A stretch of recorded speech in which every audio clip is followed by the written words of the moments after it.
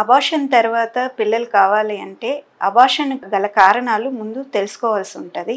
అబార్షన్కి either egg quality కారణం ఉండొచ్చు, అలాగే కణం స్పర్మ్ మోటిలిటీ తక్కువ ఉన్నా, రూపం బాగుండే కణాలు తక్కువ శాతంలో ఉన్నా కూడా అబార్షన్ అనేది రిస్క్ ఎక్కువ ఉంటుంది. అలాగే డయాబెటీస్ అనేది మొదటి కారణంగా చెప్పచ్చు. కంట్రోల్ లేనప్పుడు ప్రెగ్నెన్సీ ప్లాన్ చేయటం వల్ల కూడా అబార్షన్స్ అయ్యే అవకాశం ఎక్కువ ఉంటుంది. అలాగే అర్లీ ట్రైమిస్టర్లో 8 వారాల ముందు అబార్షన్స్ ఎక్కువ అవుతున్నాయంటే ఒకటి జెనెటిక్ కారణాలు కూడా ఉండొచ్చు. తల్లి సైడ్ కానీ తండ్రి సైడ్ కూడా క్యారియోటైపింగ్లో ప్రాబ్లమ్స్ ఉన్నప్పుడు కూడా అబార్షన్స్ అయ్యే రిస్క్ ఎక్కువ ఉంటుంది. అలాగే సెకండ్ ట్రైమిస్టర్లో గర్భసంచి ప్రాబ్లం అంటే గోడలు ఉన్నప్పుడు, ఫైబ్రాయిడ్స్ ఉన్నప్పుడు అబార్షన్ రిస్క్ అనేది ఎక్కువ ఉంటుంది.